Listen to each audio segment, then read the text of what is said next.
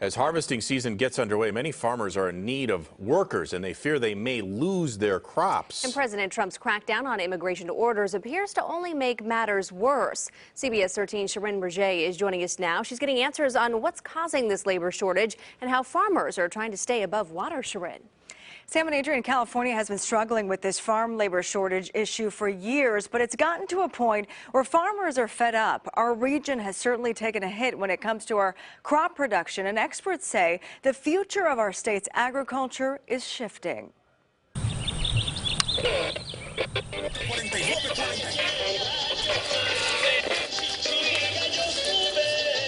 In the scorching heat, these farm workers spend 10-hour days bending over, working on the trunks of these grapevines. ¿Es un trabajo difícil? Sí, es muy difícil, y más ahorita por la calor.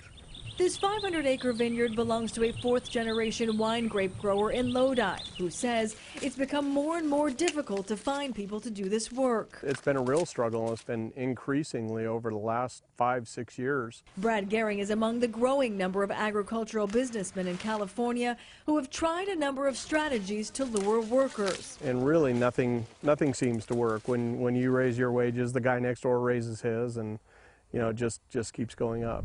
The San Joaquin Farm Bureau says California's minimum wage going up to $15 an hour, and regulations on farm worker overtime are making things even more difficult. The cost for our growers just to simply put that product on your table is going through the roof. So the big question surrounding the state's farm worker shortage: Why are we seeing such a big drop in numbers? People from rural Mexico are not going into farm work the way they did before. UC Davis professor of agriculture J. Edward Taylor says more than 90% of our hired farm workers come from Mexico, but we're seeing 150,000 fewer farm workers each year. Young people growing up in rural Mexico are getting more education.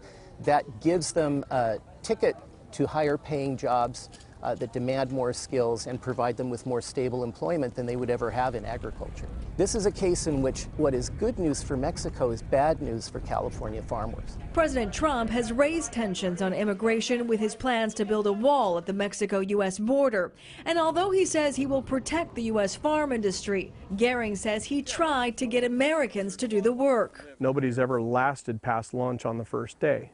They all quietly disappear and walk off the job, and we don't hear from them again. It tells us that Americans simply don't want the jobs. So there are fewer workers coming in, but what does this mean for the future of California's agriculture? We have a very interesting future ahead of us, and a very challenging one. The alternative is to find new ways of growing these crops with fewer workers. So it's all about technology. Many growers in desperate need of finding workers are turning to machinery to get the job done, like this leaf puller that replaces 25 crew members for a period of 6 weeks. This is a grape harvester, and it would take 100 people every day to pick the equivalent what this machine can pick every 24 hours. Professor Taylor says as Mexico develops, the workers we used to depend on aren't coming back. And farmers, more than ever, are hoping this administration will do something to help. We've advocated to Congress for a guest worker program to make sure that we have enough labor. Unfortunately, it's fallen on deaf ears. If we can't change the way we're doing business, it's all at risk. Now, some farmers in California are now experimenting with other robotic replacements for farm workers to help pick crops that are traditionally only picked by hand.